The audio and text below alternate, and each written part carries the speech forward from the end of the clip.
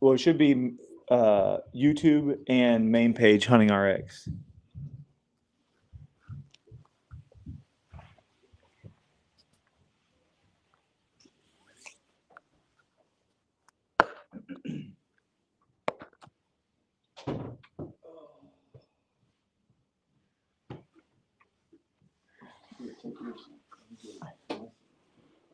Look, you got fucking dinner later? Yeah. it's already live. Whatever. We are live. Well, we'll see. I wonder if, John, can you see if it's on Facebook? You're not going to be able to see it there. See if it's on Facebook and YouTube. Your ass is warm. Oh, yeah. It is. I see it on No, just says check it this hour. I'm not seeing it on Facebook. Yeah, it is. It's good. It's on. Okay. Cool. And you can see the comments all in one spot, right? Perfect. Send a test over though. Test what? Just send a test comment. Oh. John, you want to send a test comment while you're back there? Not. All right, y'all, hang tight because you may see this on YouTube, may see this on Facebook, but it's a little bit of a behind the scenes. We're going to try to stream to multiple platforms at the same time for the first time ever, which is There's a comment already on there. I don't see it on the restream though. You remember your first time trying to stream to all platforms? We've never streamed to all platforms. OnlyFans.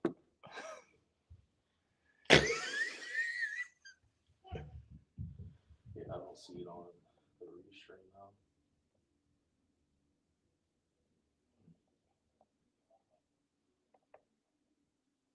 Bear with us. We are just testing to see if we can get the comments to come through.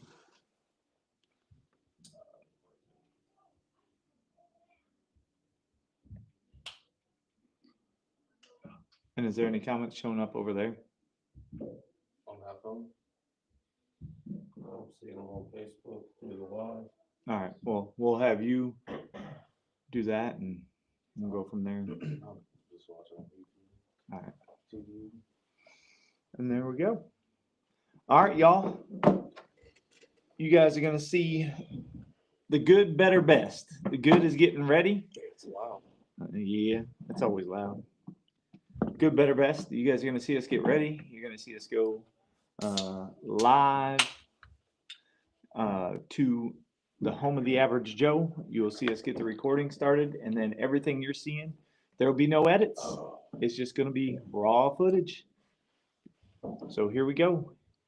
And in 5, 4, 3, 2, 1.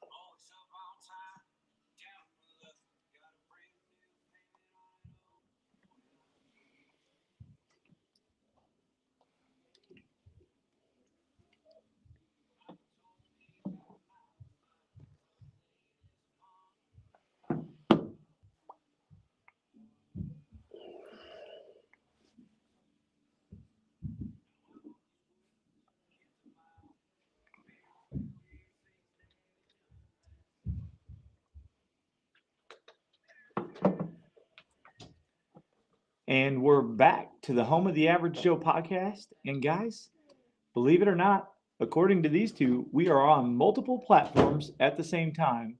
Actually got probably 3 platforms going because technically we have Podbean, YouTube, and Facebook. Pretty cool stuff. So we should be able to see a little bit of everybody, and we're going to do a little bit of Q&A. Just quickly, obviously the light's bright. And then you see a couple little hoodies hanging there. That is the new Home of the Average Joe hoodie that we launched in the military green. I tell you what, that orange pops. It's kind of fun. What do you guys think? It's the first time you guys seen it, so. Looks good. Cute. Cute. It's cute. You'd wear it cute. John, what do you think? Looks good. Yeah. I mean, that patch stands out bold across the back. So kind of did what we wanted to do, but pretty happy and excited, no pun intended. Legit printing out of Greendale did it for us, and they are legit. So now we can physically go pick up our apparel and make it known. If you guys didn't get a chance to get in on the pre-order, make sure to comment in the comments if you want us to turn it back on and do another run of these, because we only have a couple random ones left. So we will hit that.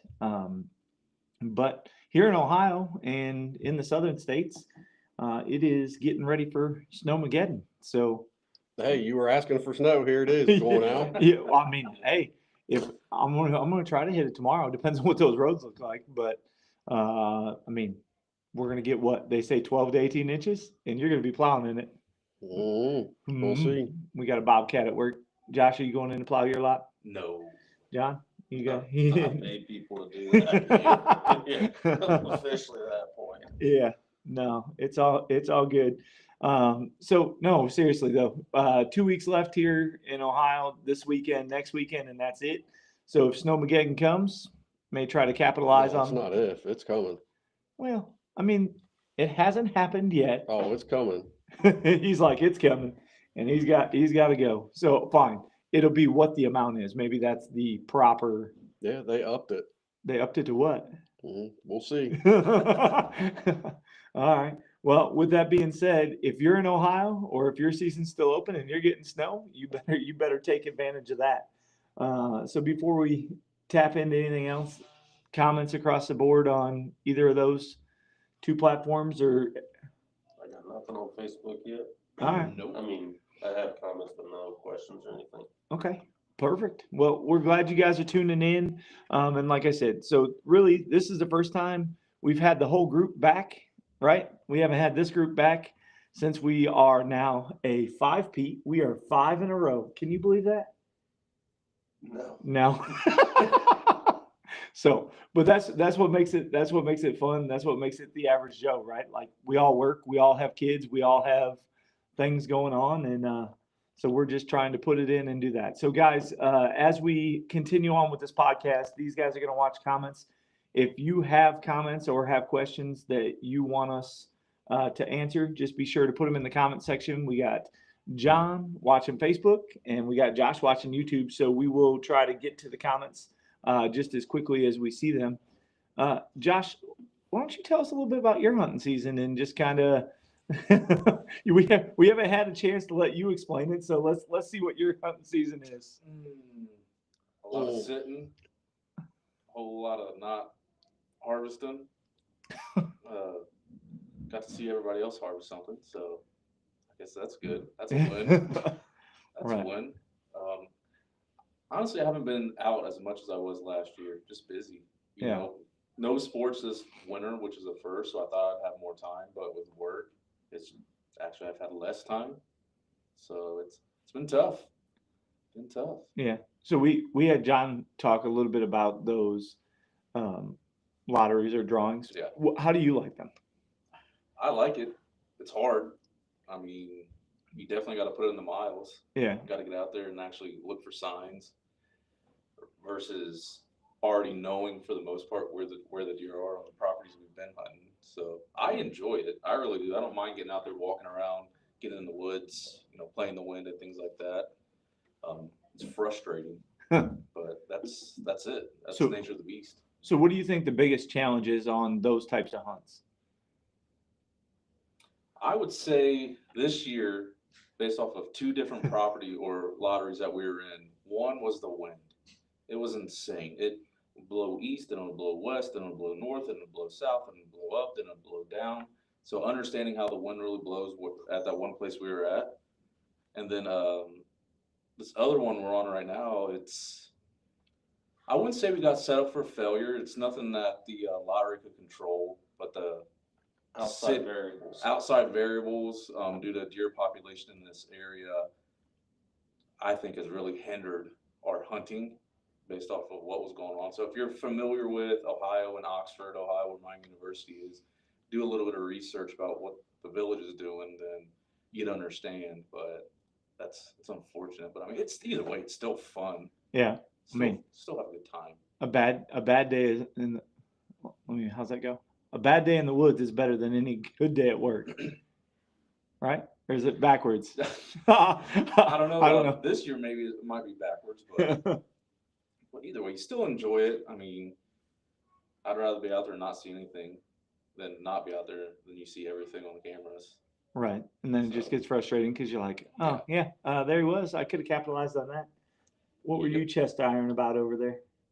Nothing. Nothing. Oh, I thought you had something to chime in on that. I think I think so. We had talked about it a little bit last week, and we'll kind of continue in with it winding down, and with shed season coming up and turkey season coming up. I think it'll be fun. I mean, for the amount of public land that's around us, or the amount of public land that's probably around most people within driving distance, your chance to kind of do some scouting and do some of that stuff is really open this time of year, right? Especially if you get snow, right? You can see things that you wouldn't see maybe by scouting in the summer or in this, you know what I mean?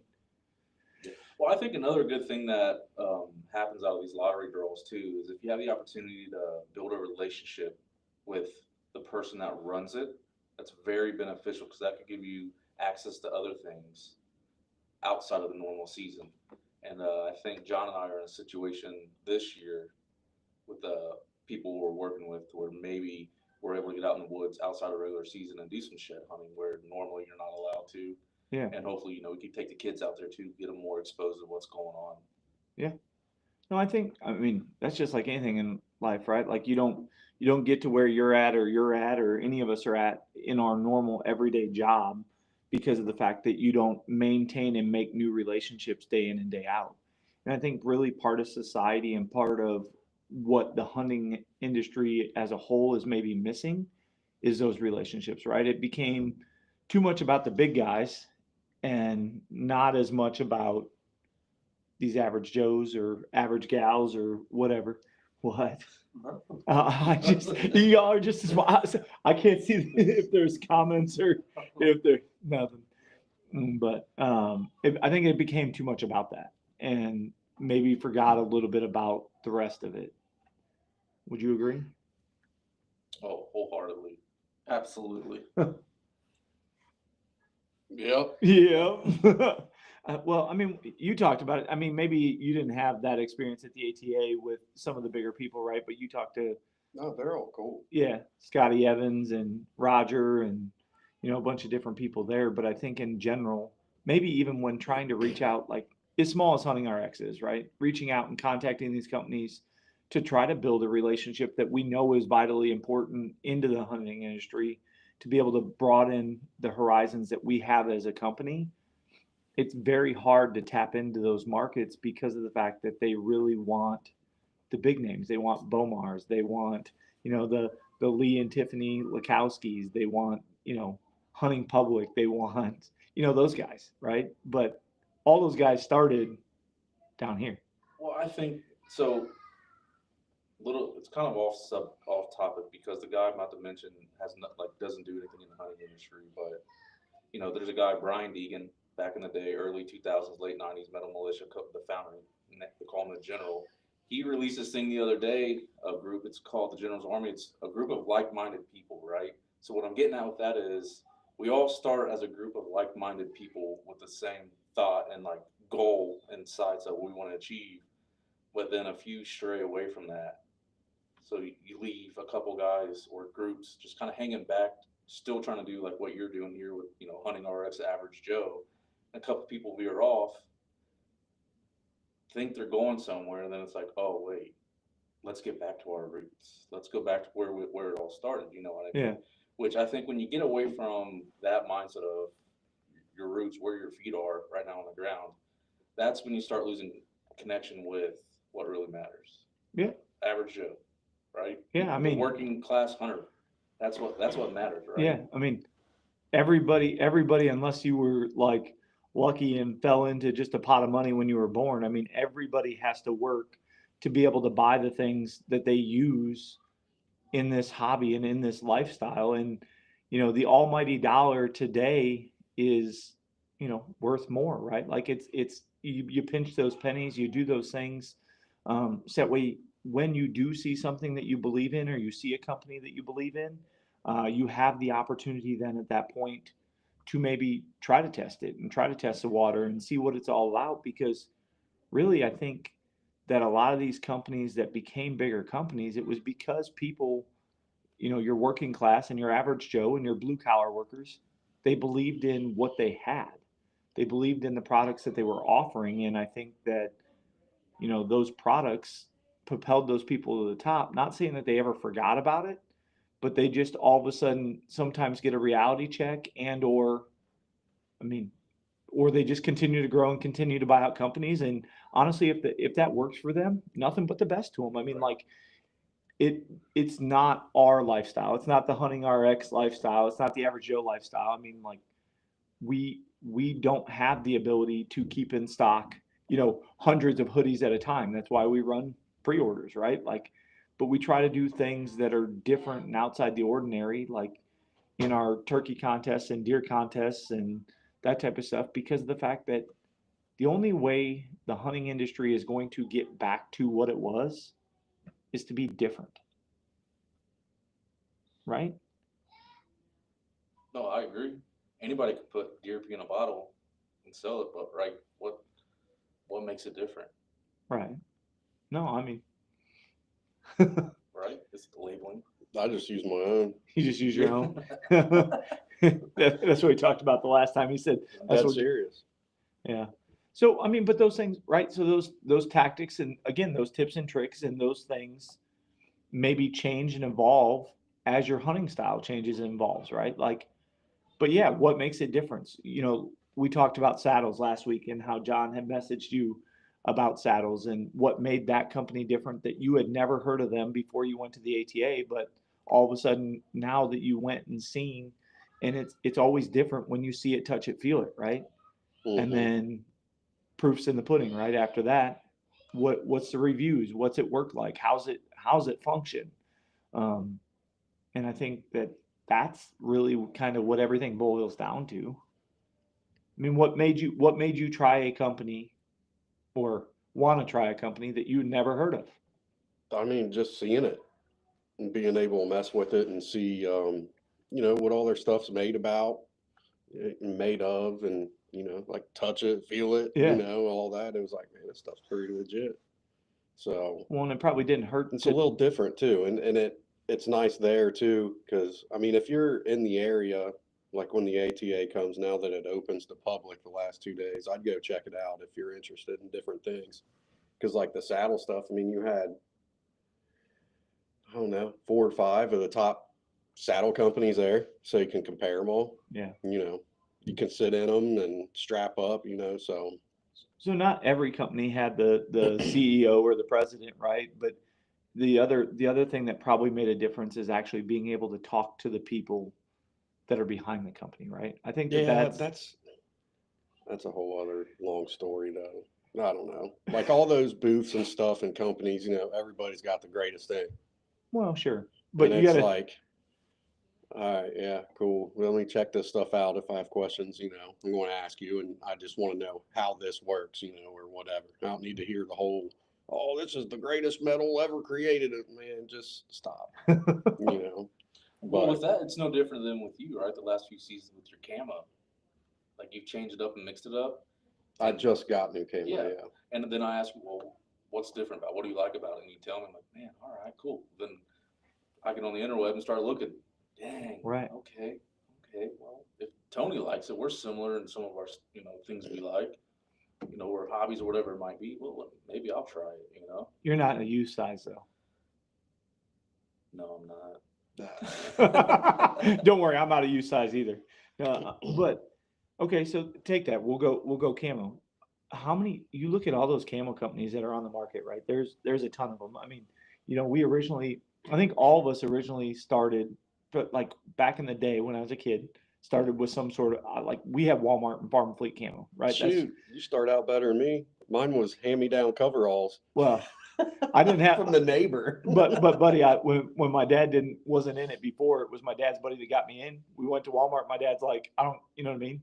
Yeah. And so, but then with that being said, like, we've all tried different things like scent lock, blocker, but everybody has their own touch and everybody has their own thing. And then like last week or 2 weeks ago or 3 weeks ago or whatever it's been now, when we went over to Lawrenceburg, we checked out that sea deer camo. And honestly, like, again, when you see something on the screen, you're like, I mean, it's different, right? But then like you talk to the person behind it or you see it in person and you get that feel of it. I mean, what makes it different? The same thing you said. Why do you like it? Well, this guy from Sea Deer, his explanation behind the whole process is the military background and the layering system and staying warm in Afghanistan. Like, okay. So, I mean, you obviously have a little bit of knowledge about, like what the temperature variance is.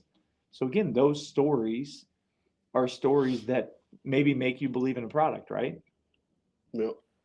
I mean, I know, Josh, you can relate to that, right? Yeah, I mean, just a smidge. yeah, just a smidge. But that's what I'm saying, though. But those are those things that would steer you one direction? Being able to hear those stories and maybe see yeah. or tie it back to yourself. Well, think about this, right? Hey, man, I had Maxxis on my car, right? Then we got new tires. I distribute tires, by the way. And then, we got a new line in, Master Track, Badlands. I said, John, dude, you might want to check these out, man. We've had them for almost a year, 0 warranty claims, no returns, nothing but happiness. Like, positive reviews are a cheaper tire, but they're still quality tire. Puts them on his truck. He starts running them. Like, what do you think? He's like, man, I like these.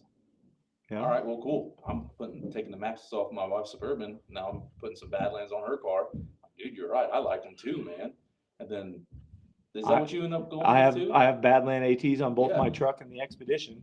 Then Tony and I, we have cheap Walmart tires, Calvary Road ones, right? I'm like, dude, these are cheap. Daily. They last, dude. Yeah. He's got them on his car. I got them on my, my daily car too. It's like, it's word of mouth and trusting, recommendations or opinions of those people you're close to. Right. Like, if you guys tell me, like, hey, I'm looking at getting this, like, dude, I'd stay away from it, right? Yeah. You in the car industry, hey, man, I'm looking at getting whatever. Like, we get those in the shop a lot. Yeah. Never mind it, right? I'm trusting your guys' judgment or your opinions or beliefs on something. Right. Versus someone I don't know, like a car salesman that I've never met that just wants to make some money off of it. Speaking of tire distributor, this message is brought to you by S&S Tire. If you need some, buy it from me. Buy them from Buckeye. Buckeye tires. Yeah. I think that's kind of the direction that you're trying to go here with Hunting Arctics, is like that it can be that place that if you're unsure of, it's a non-bias, like, hey, like, we tried this. Not saying that it didn't work, but we didn't get the results that we were looking for in particular, right? And we found this, which was cheaper, and we feel like it worked better. Right. Because, I mean, in the end, right, like your average Joe, like every dollar does count, right? Like every dollar means something. So if you're going to spend the money on something, you want to spend it on something that is going to work, is going to last. Well, think about this. Yeah. So we talk about from a scalable aspect, right? So everything starts with scalability, right? Because people start in places, you can obviously tell from the camera, we're shooting in the basement, right? We don't have thousands of square feet that we're storing products and warehousing products and doing all that stuff.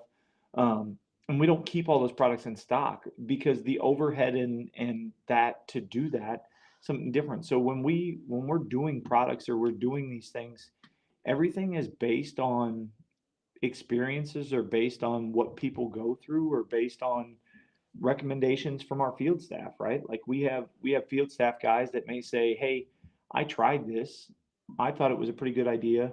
I reached out to them. Hey, they want to talk to you and see what it's like. So, I mean, I don't know. Like sometimes that's all it takes is hearing from people that, you trust or whatnot that way. We do have some Facebook comments. All right. I was waiting for kind of like a. Well, this message can be paused for station identification to bring you the Facebook comments. So John Campbell says, "What's up, fellas?" What's up, John Campbell? Let's see, Howard Stern or Stern. Howard, he definitely butchered that, so I apologize, buddy. Evan What kind of says, podcast is this? Evan says, what's up, fellas? What's up, Evan? Zach says, what's up, guys? Bob Carey says, what's up? Zach says that we can have some of the snow in West Michigan. I mean, we're going to get it. Yeah. Kevin Dilly says, what's up, fellas? Dilly. Larry says, hello to Kevin. Leprechauns Magic Mix says, what's up, boys? Good old leprechaun himself. Evan says, relationships are very important. Marcus says, what's up, guys? Zach says, treat people well and stay genuine over everything. John Campbell says, the average Joe is exactly what I relate to, working on my old 75 pickup as we speak. I love to be a big name, and I'd send this wiring off to someone else. Yeah, so hold that for a second. So say we'll go back to the comments in a second. Do you remember that picture that he sent us of the wiring that he's talking about? Yes. I mean, like the bird's nest that he's got underneath that steering wheel. Like when he says he'll gladly send that wiring to somebody else, you don't want any part of it because it is all intertwined. And he's like, why do I do this to myself? Did you see it? No, but Oh, I know it was on- about yeah. why do I do this to myself? Yeah. Ugh. Chris Ford says, hey guys, sorry I'm late to the party. And then Chris DeMott said, howdy gentlemen, the question is, should I go jump in my stand before this storm? It's 13 out and dropping. What do you got to lose? Well, so I guess here's what I'm going to tell you is every property is different, right? So they always tell you that deer are going to be on their feet before the front. The difference is every deer herd that you come across the country is going to react differently. Sometimes being on your feet before the front could mean 2 hours before the front, could mean 1 hour before the front. The question that we're going to ask is, what are your deer doing? If your deer are on their feet typically before a front, I'm telling you to get it in the stand. If you're telling me the real feel is -5 degrees and it's pissing down snow, I'm telling you that it might not be worth freezing your tail off. I mean, but here's the thing, Chris, having a conversation with you on one of our posts the other day when we asked, is it deer or turkey? And you said your tags, and you've already done a couple different things, and you had a tag still burning your hole in your pocket, and you're waiting for that special deer. That deer, the caliber that you're waiting for, this could be the snowstorm that you needed for that deer to appear. So I'm going to tell you up, saddle up, cowboy, make it happen. Yeah. And then Larry said, that's cold, brother. I went at 16 out and didn't see anything. And then told him good luck if you go. And then Marcus says the interaction and transparency, integrity goes a long way. And then John Campbell said most people don't know, but good Lord, it gets cold in Afghanistan and Iraq. Hey, there's a guy that knows. He can tell everybody that's watching. And then Howard said, LOL, my college friends called me stern. And then John Campbell says it's an all-new harness 22 circuit. Jeez Louise, man. Yeah. That's crazy. And the fact, and so I know you guys can't see the picture that he sent us, and but this harness, again, you can definitely tell it's new wiring. It's not like you can't tell the colors. It's just there was so much wiring, so much intertwined that like it definitely gets the mind a wandering and moving and doing, you know what I mean? And so I think that that's cool. So, you know, those projects and those things are things that make life fun, right? We all talk about, you said your sports list this winter for the first time, right? But every one of us at this table, your daughter's a cheerleader, our son's football cheerleader, my son, whatever. We got it. I'm saying I counted son and daughter in the same thing. So hopefully everybody understood that. My son is not a cheerleader. No, I thought he was still. Yeah. Funny guy.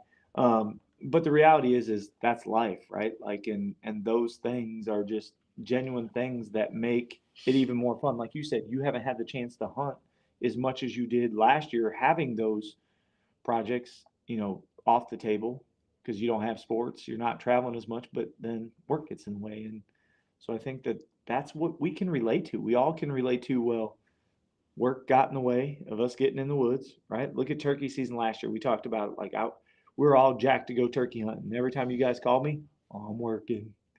And I was like, all right, well, did you guys see anything? Yeah. I mean, you guys had fun. And I think that as long as you can capitalize and have fun and make it worth your while, and you're not dreading going out there, then I tell you to just continue to move forward and continue to try things that are different. You don't have to be like everybody else. You don't have to wear, you know what I mean, the Sitka or the Kuiu, or you don't have to shoot whatever, like the top of the line. You do you, boo boo, right? Yeah. Yeah. Yep.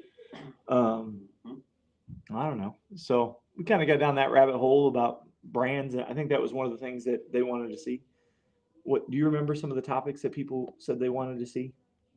No, on those posts.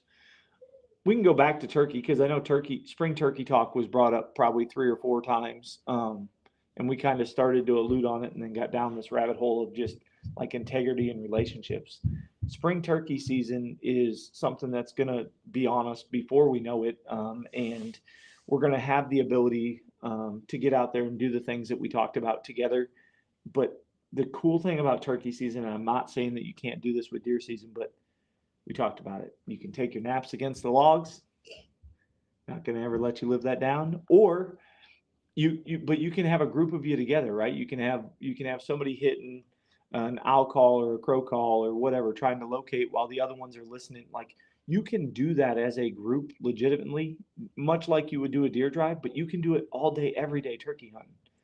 And the number of people that are talking about, man, I want to double up and I want to do this and that, like, that's, I think, what the adrenaline rush of turkey season is, right? Like when you hear them talking back to you and you got 4 of you sitting there, or you got 2 of you sitting there and you're like, oh man, like this is getting fun, right? I mean, none of us at this table has ever shot a bird, but yet every one of us still wants to go turkey hunting. I've only seen one turkey in the wild during turkey season. Then I saw John and I, and that thing looked like it was floating across the ground. It took off so fast. Float like a butterfly. It's today. What? Turkey. Huh? Turkey? Mm-hmm. I got you.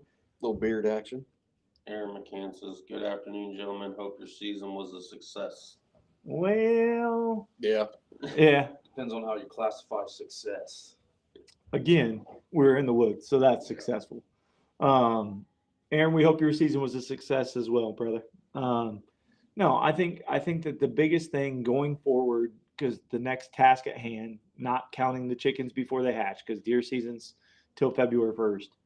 Shed season, we talked about kind of getting back on that public ground, and maybe being able to push into some of those types of trees that turkeys roost in, because that's the one thing we talked about out at Wilson's is they're not roosting there. So trying to get them out of the roost, well, you're not going to get them out of the roost because they don't roost there. So, we have the ability that right here around us in Southwest Ohio that there's a lot of terrain difference, right? You get to some of these different public land setups, and I'm sure it's the same way around all you guys.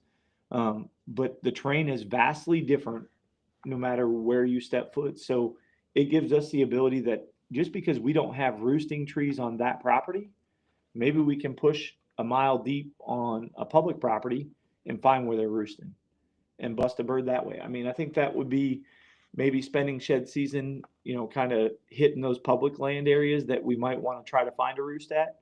Might be a little more fun to start turkey season off on a little better note. What do you guys think?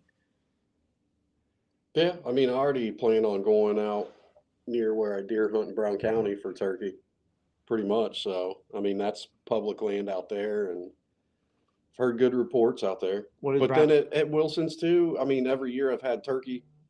Yeah, you've had turkey like there. I mean, and every year before season, the turkey always show on camera, and then just as soon as it's turkey season, Yeah. they're gone.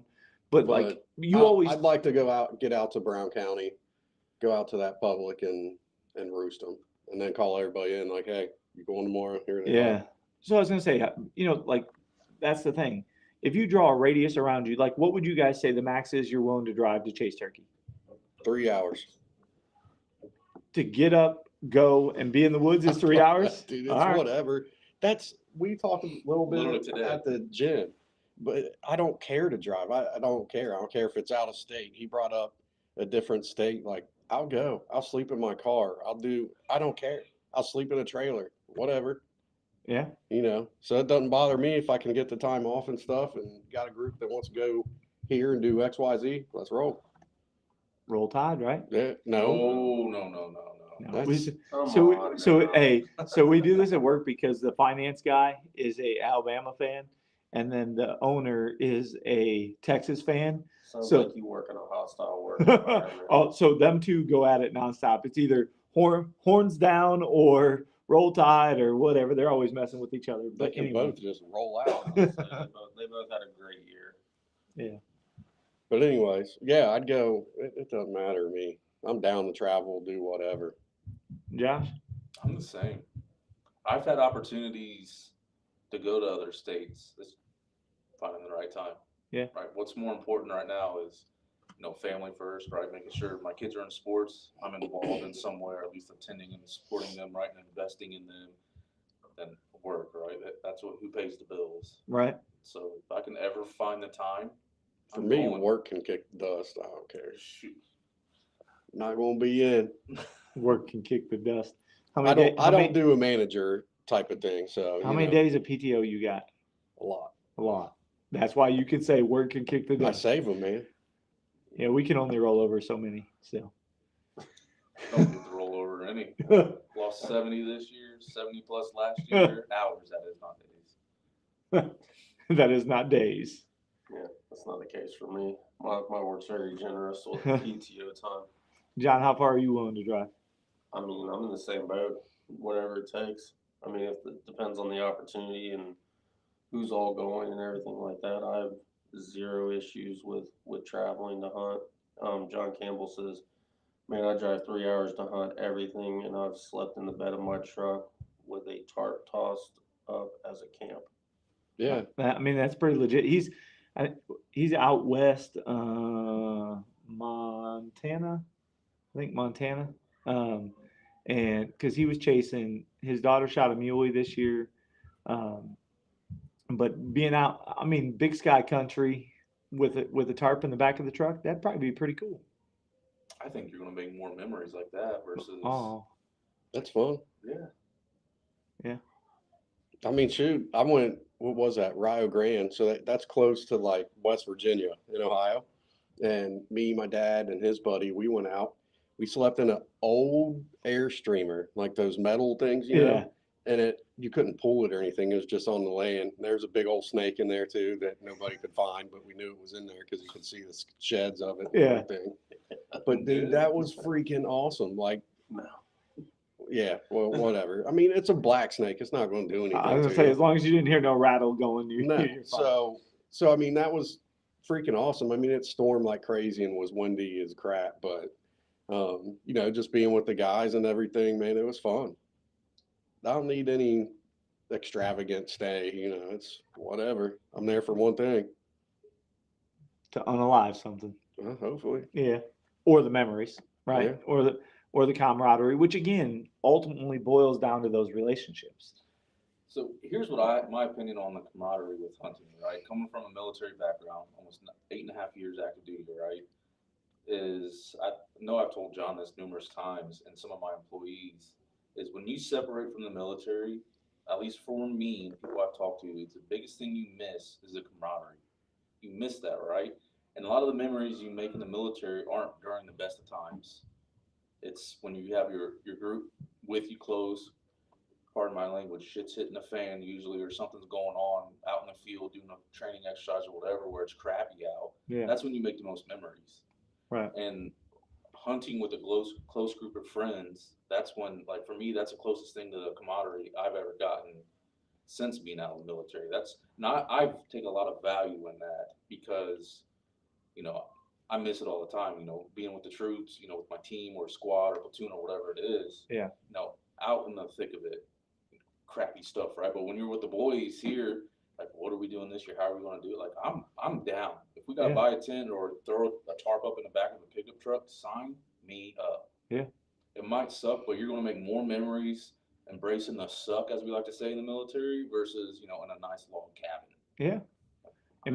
Embrace the suck and find out, y'all have each other's back. Well, guys, if you see the floor come crashing down, don't worry. That's just the kids above us. It's probably mine. No, it's all good. But yeah, I mean, I think that, the old adage of you truly want to know I think in life, who truly has your back, right? Like you go through life and you're like, man, like it'd be nice to know who has my back. And sometimes actions just speak louder than anything else. Words can be whatever they want to be because anybody can say anything they want. But actions speak it. Yep. So, Mm-hmm. what else we got? Anything? John Campbell says chasing elk, muleys, and making memories is what it's all about. Yeah. That's a bucket list. Oh, Out in the, oh man. Gosh. I might have an in on that one too, by the way. More to come. more to come. That is for so. John had said, "Hey, he wants to know stuff about elk hunting," because I remember that specifically, and I was thinking to myself, I said, "John, I don't know how I'm going to do that, buddy, because we're here in the Midwest chasing whitetail, and you want me to tell you how to hunt elk. I am far, so we may have to bring in a special guest, John. So if you're watching, we'll try to find somebody that knows how to hunt elk a little better than we do, because we all have zero experience in that category. I like watching people. Yeah. Hunt elk. It's cool. I was going to say there, I mean, so I'll tell you some good ones. The kind of watching elk is the choice with Ralph and Vicky and RJ and Aubrey. They actually were based out of my wife's hometown. They just moved to Colorado. It used to be called Archer's Choice, but now it's the Choice. There's this one guy I watch too. I think he lives in like Spokane, Washington. Short little guy. Is it Elk Shake maybe? I think he's shorter than you. My homie. Yeah.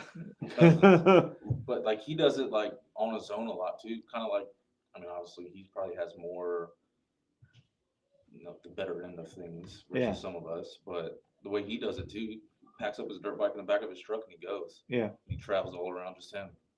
Yeah, you see a lot of those guys that, and again, I know it's TV shows and I know it's whatever, but a lot of them will be ride horseback in, right? They'll ride horses in, ride horses out. I'm not riding a horse. Nope. Why? Ride a horse, save a cowboy, bro. See ya, cowboy. Terrified of horses. So John Campbell says he's going to always be a special guest. And then Bill and Carrie said, "What's up, fellas? Just left the woods, had to prep the ground blind so they didn't cave in from all the snow coming." And then Evan has a question. He said, "How did Hunting RX start up?" Whew. Okay, so that would have been 2017, 2018. Man, that was a good year. What, 2017, 2018? Yeah. So we originally started as Garrett Outdoors. I started it because of the fact that he's like, I started the company because of the fact that I had two small kids. I wanted my kids to be in the outdoors. And honestly, like you grow up, and once you kind of been in the outdoors a little bit, you all along, you watch YouTube, you watch the shows on TV, and you kind of want to chase your own dream and your own passion. So it started because of the fact that I really wanted to have my version of that. And I was solo to begin with. And then I started coming out here to Ohio, and I met three knuckleheads, which, I mean, honestly, I think the one night I was in Lena, we were talking about wrestling. Like that's how you and I originally met. Where? I was in Lena, Illinois. I was messaging you, and you were talking about wrestling. I remember that like to a T. Tommy, who's not here with us, he's in. What happened to Tommy? No, not like he's. Yeah, no, not that he's not no longer. Like he's just not currently here, sitting here. Obviously, we don't have 5 people here. And then John. He's with us in spirit. yeah. And then John, and then obviously, like once we actually physically moved here in 22, we had transitioned to Hunting RX in 21-ish. I think 20 is when Hunting RX came. Hunting RX was simply, the name was because we wanted something simple for people to remember, and the RX aspect is the only prescription you need for that hunting addiction. Who came up with that? What? I'm giving myself credit there. I'm giving myself credit on that one. Yeah, we had a lot of different names.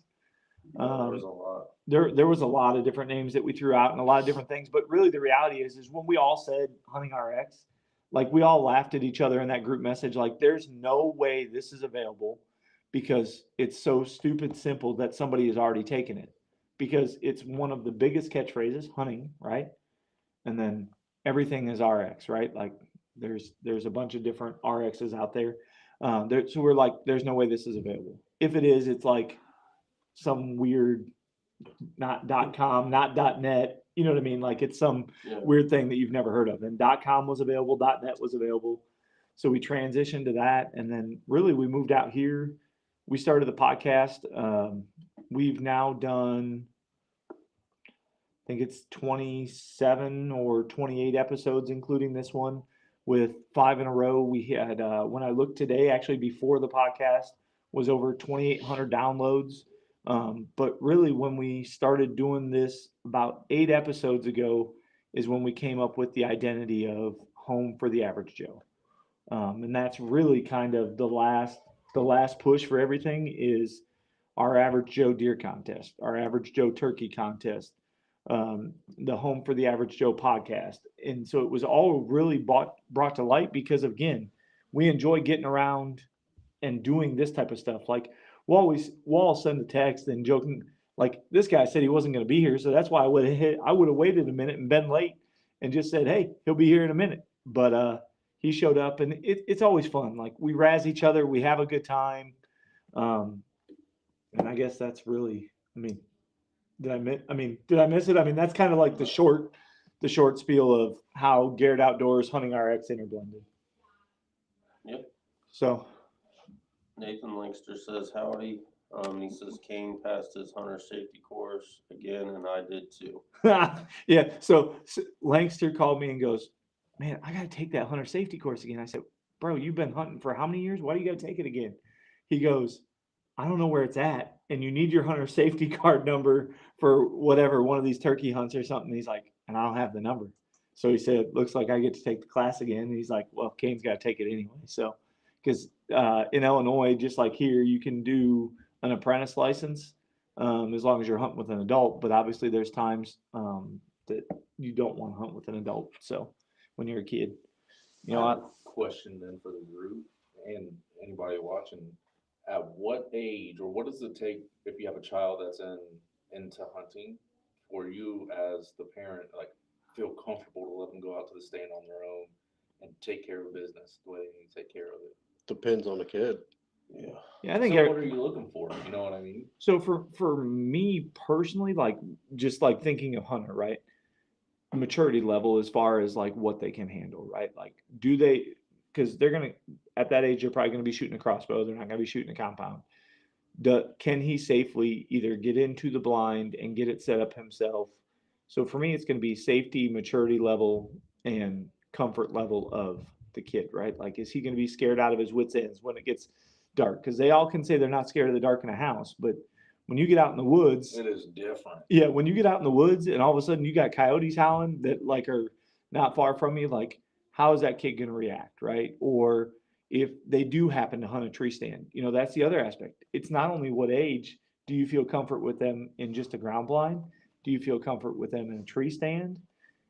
What you know, weapon as far as crossbow, gun, whatever. Like there's a lot to take into that. I mean, what's your opinion? So for me, I don't know if it would necessarily be to the point that I trusted my son to do it, right? Because but I think it'd be to the point where it's like he's doing it all on his own. You know what I mean? He's walking the blind, he knows right where it's at, or the tree stand. He's getting in it. He has that level of, you know, comfortability with it. But also, like, selfishly, I'm going to want to be there for a majority of those hunts, right? Now, there may come a point where it's like, hey, Dad, I want to hunt on my own, right? And when they start to have that conversation, it's going to be like, okay, well, I'll put you here where I can still kind of keep an eye, right? Yeah. Like we may not hunt in the same exact stand, but I think it's just kind of like, it's probably no different like when your child gets their driver's license, right? Like you're still going to want to know like what they're doing, keep an eye, like, I don't know. But I think to your point, right, there's a level of maturity that needs to be there, a level of experience and knowing how to handle, you know, situations with your equipment, right? Like Josh and I had an interesting one with a piece of hunting equipment that, I mean, just caught us both off guard, and luckily we were able to get out of the situation without either one of us getting severely hurt or anything. But like, I wouldn't want to put my child in a situation where they're trying to fix like a situation that we're in, you know, by themselves, right? I Yeah. mean, it's no different than with us, right? Like if I'm going out hunting, this guy right here next to you and him, like they'll both text, call me, you know what I mean? Like, hey, you good? You out? You know what I mean? Like anytime you're hunting by yourself, like regardless of how experienced you are, Yeah. like accidents, incidents can happen, right? Like, so I think there has to be, I don't know if I would ever be like, okay, here's the keys, go, you know, by yourself out there with them, you know what I mean? Until you got to like being an adult. Yeah. I mean, I think it'd be one of those It's things. about like when they start driving, that's pretty much, you know, for a fact, like they're going to be hunting by themselves. That's what Yeah. it was for me. When I could drive or whatever, if I could go out somewhere, I was going. Makes sense. But I can't. I was trying to think back when you guys were talking. I don't even know how old I was when I hunted the first time. Not say by myself, but by myself in the woods. Dad was hunting those same woods, but not with me. But Yeah. So I don't even know. I They- don't remember when that was. So they used to like, okay, hey, I'm going to drop you off here. Right. I'll be back to get you, but you're on your own. And I think I was either 8th grade or freshman was the first time like I got to do that, right? Like where I didn't sit next to my dad's buddy who was the one that got me into hunting, right? It was one of those things where I'm going to drop you off at this spot. You're good to hunt by yourself, but I will be back to get you. Do not move. Because otherwise, like, That was all before cell phones and oh stuff too. yeah, Yeah. So there was no checking in, like No. you good, this, that, whatever. You think back to that, it's pretty wild. It's Well, like, dang. well, dude, when they used to drop us off. So quick story on that. I was hunting a climber.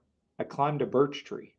That's not good. No, did not end up well. And my bottom came out from underneath me. And I'm sitting there basically hanging.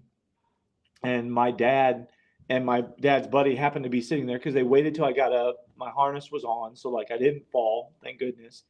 But then I had to use my tow rope. I sent my tow rope down to my dad. I pull that back up the tree, get it repositioned. Then I come back down the tree and I pick a different tree because I was like, I ain't doing that again.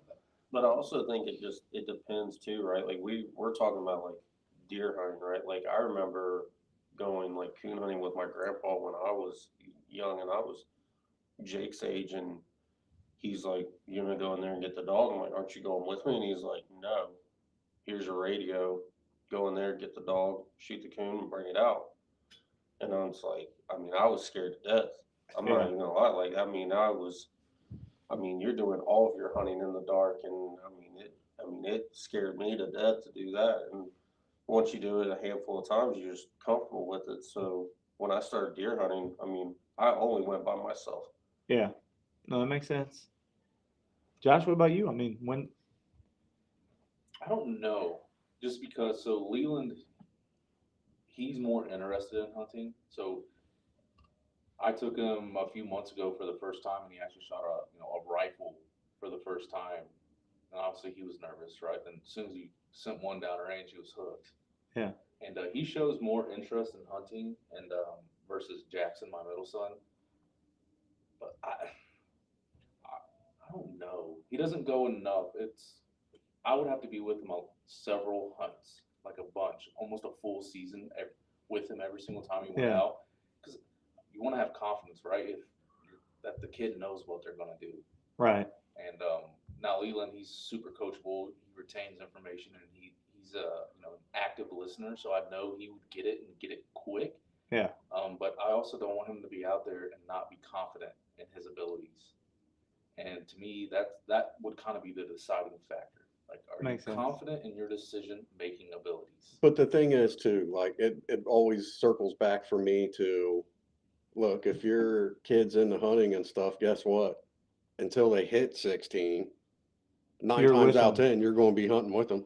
Yeah. So, I mean, I think 16 is kind of where it's like, you may get that question. They're like, hey, I'm going to go out.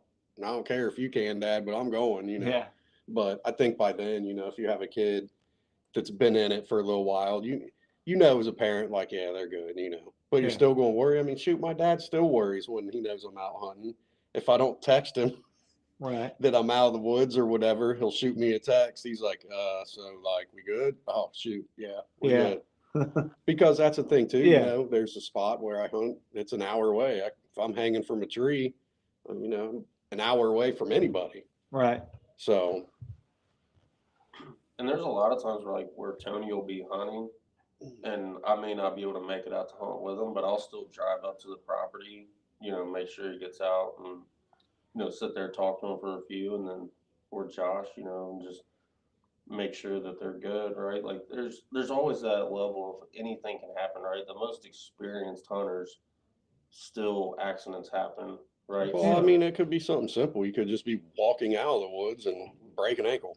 Yeah. I mean, I hit a mean- pot. I mean, hit a pothole as I call it, but hit a hole that you don't see walking in the dark, and it's all she wrote. And on public land, right? Like you got different like other things, right? Like trapping, you could step into some type of trap or something. I mean, there's a lot of things that can go wrong, right? And I don't know, like again, for me, like the selfish side of me is like I'm gonna want to be there with them as many hunts as I can, Right. And you will, and it will continue to. It's just what happens, Yeah. And then, But that goes back to those memories things, right? Like, so we do this because of the camaraderie and the memories and the relationships. Well, you want those relationships with your kids and the memories that you have with your kids, like really probably until your kids say, Dad, I don't want to hunt with you no more. Or like, and I don't think that happens. well, no, either. I mean, here's the thing. I don't think that that's the thing, but I'm just saying, like, until they say, like, Dad, I'm good, or like, Dad, I'm going to go hunt with one of my friends, or whatever, you know what I mean? Like, I think really until that happens, I don't think there really is a decision that, hey, I ain't hunting with you. No, You may- I don't think that happens. I think it's the whole, like we've basically hit around, you're out there hunting with your dad, grandfather, whoever as a kid. And then it just kind of graduates to, hey, I'm going to drop you off at this tree or whatever. Here's your stand that you're going to hunt. I'm going to go hunt over here. Cause now, as a parent or whatever, you have that confidence in your kid. And then it's like, okay, now we're hunting different areas, more chances for deer, more chances for both of us to possibly put one down. And I just think it's like a transition that nobody really thinks about. There's no, hey, I don't want to hunt with you anymore or anything Right. like that. It just transitions. It's transitioning as a hunter, basically. I mean, you think about Josh when you first started hunting, right? Like you're not a child by any means or anything like that, but like, well, He's such But a like- good boy. but like, Whoa. but like when he first got into hunting, right? Like the first few sits we sat together, right? Like, and then it got to where, okay, we're gonna get there 20 minutes early because I'm gonna walk you to this stand. Because Josh was like, hey, like, why don't we can split up and same thing you guys are saying, it doubles our chances. Then it got to where it was like, okay, well, there's another stand. You're still semi-close, right? And we can kind of, I'm still nearby if something happens. And, I would walk him to that stand. He would get up in the stand, and then I would go to the stand that I was going to hunt. And it got to where you build that confidence and that comfort, because a lot of times too, right? Like a kid, you're going to take them to certain spots, right? Because Right. you're going to want them to see, the most amount of deer. So like, they're naturally going to want to go where they've seen those deer. So like there could be other stands they don't even know where they are. So you're trying to tell them like, hey, make a left at this pine tree, and the pine tree because you've made a left at it your whole time that you've hunted there. But yeah. they're 50 feet from where that stand is, and they're like, I have no clue where this is. So Oh, I it's think easy in the woods to. oh yeah. Well, I was gonna say, Get all confused, too. even as an adult, because of trail cameras, right? So take out when we were kids, it wasn't as active as that, right? Like you were polling. I mean, like there was still some printed trail cameras like that you could take and get developed. But even as adults, right? We're like, oh, hey, man, the deer were back there. I think I kind of want to go to that back seat stand or whatever. Like you see the deer there, and naturally, like you want to go where the traffic is, right? And you want to do those things, and Yeah. I don't know. I'm just saying, like, there could come a point where, like, as a parent, you want to hunt this stand specifically, and they want to go where they've seen deer, and that could help kind of like push that. Yeah, for sure. But John Campbell says hunting here in Montana is like the old days. No cell service. Kids learn hand signals real quick from over 500 yards away. And then Nathan said, Can you even see that far? I couldn't see a hunt. no. Well, so I bet you it's probably binoculars and Well, yeah. And then Nathan said, started out at 9 hunting squirrels and vermin by myself, single shot 22, single shot 20, but only after I went with my dad and showed him I could. Right. See, Okay. so like that's okay. That's a good example because I have a 22 at the house that I bought when I was 18 before I went left for the army. Still have it. A ton of ammo. I was like, I would feel more comfortable first taking the boys out. Here you go. You know, it's bolt action. It's super safe. Yeah. Let's go shoot. Let's go hunt squirrel. Yeah. To see them the way they react. Because here's the thing too. Who was it? Someone said something about Afghanistan is, you know, you prepare, like in the military, you prepare for war until, you know, you might think you're ready until it's time to, you know, be about that business. Yeah. Then you freeze, right? Yeah. I wouldn't want my kid to be in that situation because not everybody is capable of, you know, taking something, right? You know, I wouldn't want to crush their confidence in themselves. You know, it's easier to do it when someone's there, right? You have someone to back you up or motivate you through or whatever. But I wouldn't want my kid to get out there by themselves first time and try to unalive something, then freeze, then lose interest because of it or lose self-confidence versus there's some rabbits, here's some squirrels, here's 22, you know, you don't have to be quiet. Let's go for a walk. Yeah. You see it, bang, there you go. No, it makes sense. Think about the first time we took all the three boys out turkey hunting. And Josh and I are sitting at the back of the blind, right? And we've got the three boys in front of us and two of them up on crossbows for turkey season. And we've got 2 or 3 turkey decoys in front of us and we're calling. Next thing you know, we see this movement out in front of the blind and we're like, what in the world? We start kind of hitting again and it's a coyote. And both boys, and I won't say which two were on it, but both of them froze because they thought it was a dog. They thought it was a neighbor's dog. And this thing got, I mean, within 20 to 30 yards of the blind before finally it was like, oh, wait a minute, something's up. And it took off running. But like, Josh and I are like, we're going to have to like dispatch this coyote right here. Get off the bow. Yeah. Like it was, I mean, it got interesting. Like it got very interesting, but it's like they both froze. Yeah. They both froze. And to be honest with you, like, you know, to not, you know, destroy their confidence. It was like, hey, we understand, you know what I mean? But in like back of our minds, like, dude, that could have went like really stupid, really quick. Yeah.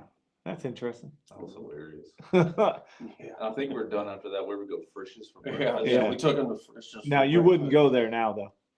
Frisch's. Oh, Yeah. Oh, not since I got bought out.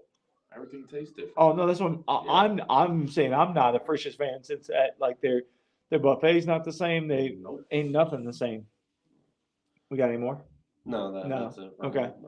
But yeah, I mean, he's right. I mean, you don't know what's going to happen. I mean, you know, I didn't know if Jake would be able to. And the moment that doe walked out this year, I mean, he put my mind at ease about any questions about that. So, Well, Well, I mean, these kids are. I mean, they're different. I mean, they're definitely built different. Hunter wanted to just schwack everything that walked by him. Heck yeah. so that's what like Jackson's getting to that point now where he's like itching to go, and I'm like, I don't know. Like when they're very gung ho about it, that's when I'm worried that like that is gonna fit in because it's like you're gonna have that. You have all this confidence in the world, and then all of a sudden, you just you just freeze, right? Yeah. I've seen it growing up, right? When coon hunting, there's guys, kids are like, oh, if I see one, I'm gonna bust it, blah blah, and it's like they just freeze up at the base of the tree, and it's like, Yeah, no, that makes it's always sense. the ones with the most confidence that they'll freeze up there. Yeah, no, that makes sense. So, do we have any more comments? Because what I want to do is we appreciate all you guys tuning in and following us, but I also don't want to drag it out to the point that you guys don't want to come back with us the next time.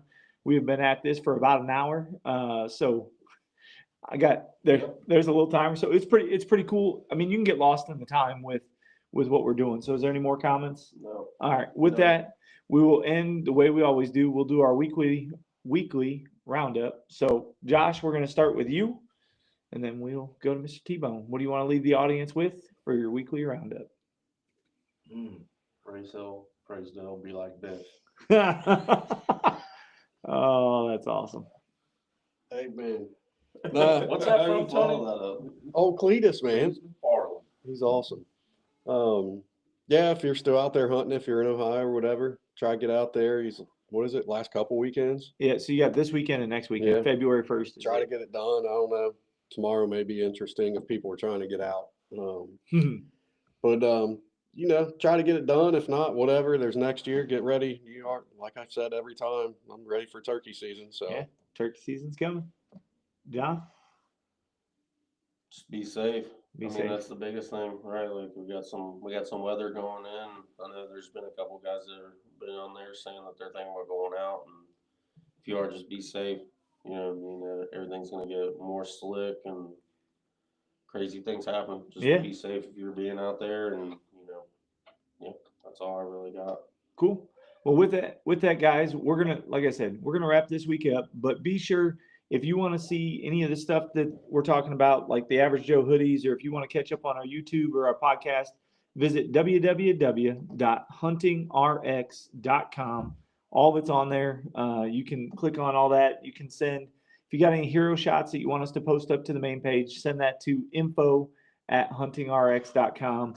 And we'll get you thrown up on the main page. But we couldn't do what we do each and every week, or since we started this company, without you. It takes every average Joe, every blue collar worker, everyone behind us in order for us to have fun. So I can't thank you guys enough. With that being said, we're going to wrap this week up. Until the next time, we'll see y'all. be like this. Be like Biff. Oh. All right, guys. For those that are still tuned in, I'm going to head out. We appreciate you. And you got to see everything from beginning to end, and it's still winding.